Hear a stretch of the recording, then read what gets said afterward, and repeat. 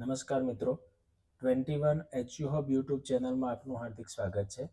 મિત્રો, ટાટ પરીક્ષા અંતર્ગત ગણિત વિજ્ઞાન પદ્ધતિશાસ્ત્રના 20 ગુણના અગત્યના MCQ પ્રશ્નોની સિરીઝમાં આપણે પદ્ધતિશાસ્ત્રના તમામ પેટા ઘટકો અંતર્ગત પરીક્ષાલક્ષી અગત્યના 20 MCQ પ્રશ્નોની ચર્ચા કરવાના છીએ. શરૂઆત કરીએ મિત્રો. પ્રથમ પ્રશ્ન છે કે બેન્જામિન બ્લૂમ દ્વારા વર્ગીકૃત શૈક્ષણિક જે હેતુઓમાં ભાવાત્મક જે ક્ષેત્ર છે તેનો મુખ્ય હેતુ નીચેનામાંથી કયો છે? તો તેનો સાચો જવાબ છે મિત્રો મૂલ્ય ધારણ કરવું. ભાવાત્મક ક્ષેત્ર જે છે તેની અંદર 4 ક્ષેત્રો છે. તેની અંદર વિદ્યાર્થીઓના જે વલણો, મૂલ્યો, રસ રુચિને સાથે રાખી તેમાં સંકળાયેલ છે ધ્યાન આપવું, પ્રતિચાર આપવો, મૂલ્ય ધારણ કરવું અને ચારિત્ર ગઠન કરવું. એમ મુખ્ય 4 હેતુઓ જે છે ભાવાત્મક ક્ષેત્રમાં આવે છે. પ્રશ્ન 2 છે પૃથક્કરણથી અને સંયોગીકરણ પદ્ધતિની તુલનામાં કયું વધારે સંયોગીકરણ પદ્ધતિ માટે સાચું છે? તો તેનો સાચો જવાબ છે મિત્રો વિકલ્પ સી છે કે સંયોગીકરણમાં પ્રત્યેક પગથિયું શા માટે લેવાયું તે સ્પષ્ટ સમજાતું નથી, જેનાથી સ્મૃતિ શક્તિનો વિકાસ થાય છે. એટલે કે સંયોગીકરણ પદ્ધતિ ટૂંકી છે અને તે જ્ઞાતથી અજ્ઞાત તરફ જાય છે. એટલે તેમાં માહિતી સીધી ભેગી કરવામાં આવતી હોવાથી તાર્કિક કારણ સ્પષ્ટ થતું નથી. તેમાં વિદ્યાર્થીની સ્મૃતિ શક્તિ કે ગોખણ પટ્ટીનો વધારે થતી હોય તેવું જોવા મળે છે. પ્રશ્ન 3 છે કે એકમ પાઠ આયોજન, જેને આપણે યુનિટ પ્લાનિંગ કહીએ છીએ, અને છૂટા પાઠ આયોજન એટલે કે જે સ્ટ્રે લેસન પ્રકારનું પ્લાનિંગ છે, તો આ સંદર્ભમાં કયું વિધાન અસત્ય છે? અહીંયા ધ્યાન રાખવાનું છે અસત્ય કયું છે એમ. તો તેનો સાચો જવાબ છે મિત્રો સી, કે છૂટા પાઠ આયોજનમાં વિષય વસ્તુ વધુ તૈયાર કરવું પડે છે અને તેનો સમય ઓછો જાય છે. તો આ વિધાન અસત્ય છે, કારણ કે છૂટા પાઠ આયોજનમાં માત્ર 35 થી 40 મિનિટના 1 તાસ પૂરતું જ મર્યાદિત હોવાથી તેમાં વિષય વસ્તુ ઓછું તૈયાર કરવું પડે છે અને તેમાં એકમની સમગ્ર છાપ ઊભી થતી નથી. પ્રશ્ન 4 છે ગણિત અને વિજ્ઞાનમાં સંકલ્પના એટલે કે કોન્સેપ્ટના નિર્માણ સંદર્ભે કયું વિધાન વધુ યોગ્ય છે?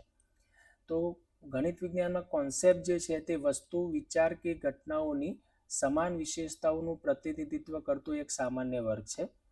સંકલ્પના એ સમાન લક્ષણો ધરાવતી વસ્તુઓ કે વિચારોનો વર્ગ છે. દાખલા તરીકે ત્રિકોણ છે, ગુરુત્વાકર્ષણ છે, જ્યારે નિયમ પ્રક્રિયા દર્શાવે છે અને પૂર્વધારણા સાબિતી વિના સ્વીકારેલું સત્ય છે. પ્રશ્ન 5 છે વિજ્ઞાન શિક્ષણમાં અનિયંત્રિત કે મુક્ત પ્રયોગ પદ્ધતિની મુખ્ય લાક્ષણિકતા કઈ છે? તો વિજ્ઞાન શિક્ષણમાં અનિયંત્રિત કે મુક્ત પ્રયોગ પદ્ધતિની સાચી લાક્ષણિકતા કે તેમાં ગુણાત્મક કે સંખ્યાત્મક માહિતી શિક્ષક પાસે અગાઉથી તૈયાર હોતી નથી. આ તેની આગવી લાક્ષણિકતા છે, કારણ કે અનકન્ટ્રોલ પ્રકારનો એટલે કે ઓપન હેન્ડેડ એક્સપેરિમેન્ટલ છે. એટલે મુક્ત પ્રયોગમાં વિદ્યાર્થીઓ જાતે માહિતી એકઠી કરી અને તારણો કાઢે છે અને આ પ્રયોગોનું અંતિમ પરિણામ શિક્ષક પાસે પણ અગાઉથી નિશ્ચિત હોતું નથી. પ્રશ્ન 6 છે કે માનસ ઘડતરની જો વાત કરતા હોઈએ આપણે, તો માનસ ઘડતરની અંદર માનસ ઘડતરના મૂલ્ય બાબતે કઈ બાબત સાચી છે આમાં? તો તેનો સાચો જવાબ છે કે માનસ ઘડતરનો સંબંધ તાલીમી સંક્રમણ સાથે જોડાયેલો છે, કે તેમાં વિદ્યાર્થીઓમાં તેની તર્કશક્તિ, ચોકસાઈ અને એકાગ્રતા જેવા ગુણો વિકસાવે છે, જે તાલીમ સંક્રમણ દ્વારા વ્યક્તિના સમગ્ર જીવન વ્યવહારમાં ઉપયોગી નીવડે છે.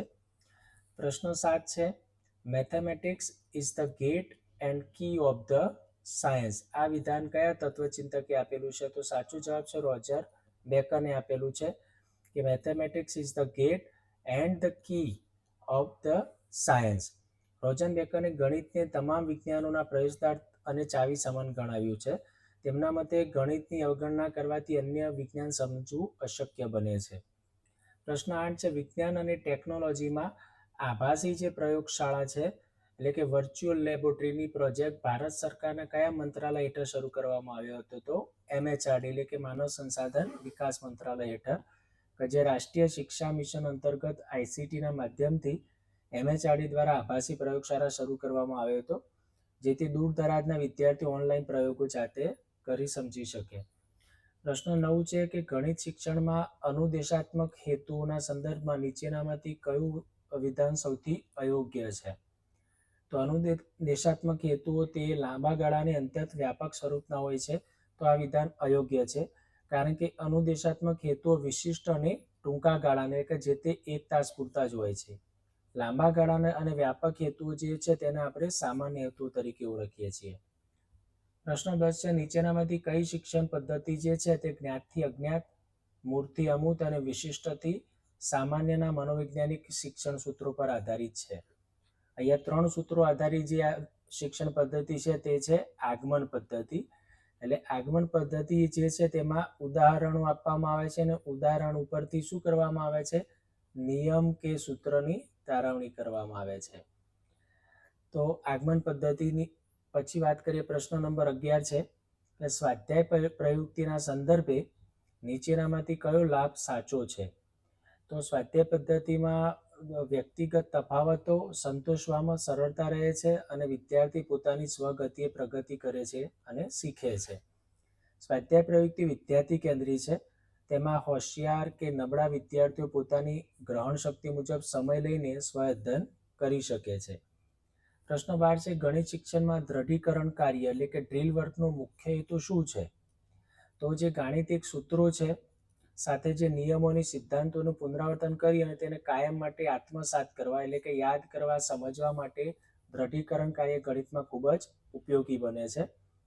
દ્રઢીકરણ એ ક્રિયા દ્વારા શિક્ષણના સિદ્ધાંત પર છે અને તે અગાઉ શીખેલા વિષય વસ્તુને મહાવરો પૂરો પાડે છે, જેથી ગણતરીમાં ઝડપ અને ચોકસાઈ આવે છે. પ્રશ્ન 13 છે, વિજ્ઞાન શિક્ષણના મૂલ્યાંકનમાં જ્યારે વિદ્યાર્થી પર્યાવરણમાં બનતી ઘટનાઓ પાછળના કારણો શોધવા અંધશ્રદ્ધા કે વહેમને બદલે વૈજ્ઞાનિક તર્કનો ઉપયોગ કરે ત્યારે તે કયા હેતુની સિદ્ધિ દર્શાવે છે? તો વૈજ્ઞાનિક વલણનો ઉપયોગ કરવાના હેતુનો ખ્યાલ દર્શાવે છે. પ્રશ્ન 14 છે, શૈક્ષણિક ઉપકરણોના સંદર્ભમાં ડેટા પ્રોજેક્ટર એટલે કે LCD પ્રોજેક્ટરની કાર્ય પદ્ધતિની રચનામાં સામાન્ય રીતે કયા વિશિષ્ટ બલ્બ અને ટેકનોલોજીનો ઉપયોગ થાય છે? તો મેટલ હેલાઇડ બલ્બ જે છે તેનો ઉપયોગ થાય છે અને ડિજિટલ લાઇટ પ્રોસેસિંગ જે DLP કહીએ છીએ તેનો ઉપયોગ થાય છે ટેકનોલોજીમાં. તો તેમાં ડેટા પ્રોજેક્ટરમાં જે રંગોનો અને પ્રકાશના સચોટ વ્યવસ્થાપન માટે મેટલ હેલાઇડ બલ્બ અને DLP અથવા તો LCO જેવી આધુનિક ટેકનોલોજીનો ઉપયોગ થાય છે. પ્રશ્ન 15 છે કે ગણિત અને વિજ્ઞાનના પાઠ્યપુસ્તકનું મૂલ્યાંકન કરતી વખતે કઈ બાબતને ધ્યાનમાં લેવી સૌથી ઓછી જરૂરી છે? તો પુસ્તકનું કવર પેજ ખૂબ જ મોંઘું અને વિદેશી શૈલીનું હોય તેવું જરૂરી નથી, પરંતુ પાઠ્યપુસ્તક જે વિદ્યાર્થીઓની વય કક્ષા મુજબનું હોય, તેમાં પ્રમાણમાં ચિત્રો, આકૃતિઓ અને આલેખો હોય, સાથે વિષય વસ્તુ મનોવૈજ્ઞાનિક અને તાર્કિક ક્રમમાં ગોઠવાયેલું હોય, શુદ્ધ સરળ ભાષા અને સરળ તાર્કિક રીતે હોય, તે બાબતો જરૂરી છે.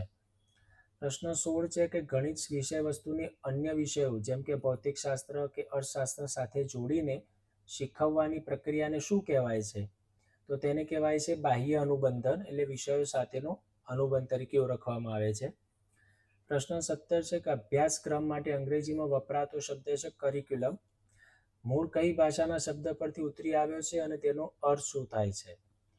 તો મિત્રો કરિક્યુલમ જે છે લેટિન શબ્દ ક્યુરર શબ્દ એટલે કે જે લક્ષ્ય સુધી પહોંચવા માટે દોડવાનો માર્ગ તરીકે દર્શાવે છે. કરિક્યુલમ મૂળ લેટિન શબ્દ ક્યુરર પરથી બનેલો છે, જે શિક્ષણના ઉદ્દેશો પ્રાપ્ત કરવા માટેની યાત્રાનો માર્ગ સૂચવે છે. પ્રશ્ન 18 છે, પ્રેરણાનો સિદ્ધાંત મુજબ વર્ગખંડમાં શિક્ષક દ્વારા અપાતી પ્રશંસા, શાબાશી કે ઇનામ એ કયા પ્રકારની પ્રેરણાનું ઉદાહરણ છે? તો બાહ્ય પ્રેરણાનું ઉદાહરણ છે, કે જેમાં બાહ્ય રીતે શિક્ષક વિદ્યાર્થીના વખાણ કરે છે કે શાબાશી આપે છે. પ્રશ્ન 19 છે કે વિજ્ઞાનની પ્રયોગશાળાની આદર્શ રચના બાબતે કયું વિધાન સાચું છે? તો સાચો જવાબ છે વિકલ્પ એક, પ્રયોગશાળાની દિવાલો ફાયર પ્રૂફ અને સાઉન્ડ પ્રૂફ હોવી જોઈએ, કારણ કે સલામતીના ધોરણો મુજબ આદર્શ પ્રયોગશાળા મોટી હવા ઉજાસવાળી અને દુર્ઘટનાઓથી બચવા દિવાલો સાઉન્ડ પ્રૂફ તથા ફાયર પ્રૂફ હોવી અત્યંત આવશ્યક છે. 20મો પ્રશ્ન છે, શૈક્ષણિક મૂલ્યાંકનમાં બેન્ઝાલિન બ્લૂમ દ્વારા અપાયેલ જે જ્ઞાનાત્મક ક્ષેત્ર છે, જેને આપણે કન્ઝિટિવ ડોમેન કહીએ છીએ, તેમાં ઉચ્ચ કક્ષાનો હેતુ કયો છે? તો જે એના જે પરિમાણની અંદર આપણે જોઈએ છે કે જે 6 ક્ષેત્રો છે અને આ 6 ક્ષેત્રોમાં સૌથી ઉપરની કક્ષાનું ક્ષેત્ર છે મૂલ્યાંકન છે. તો બ્લૂમ ટેક્સોનોમી જે 1956માં જે આવે છે તેના મત મુજબ પ્રથમ જે છે જ્ઞાન છે, પછી સમજ, પછી ઉપયોજન ત્રીજું ડોમેન. ત્યારબાદ જે ચોથું ડોમેન છે એને પૃથક્કરણ અથવા તો વિશ્લેષણ પણ કહેવામાં આવે છે. અને પાંચમું ડોમેન છે તે સંયોગીકરણ અથવા તો સંશ્લેષણ કહેવામાં આવે છે. અને જે છઠ્ઠું ડોમેન છે તે છે મૂલ્યાંકન, એ સૌથી ઉચ્ચ કક્ષાએ કહેવામાં આવે છે. તો મિત્રો, આ અગત્યના 20 પ્રશ્નો ટાટ પરીક્ષા માટે ખૂબ જ અગત્યના છે. આવા જ અગત્યના પ્રશ્નો સાથે આપણે ફરીથી મળીશું. ખૂબ ખૂબ આભાર.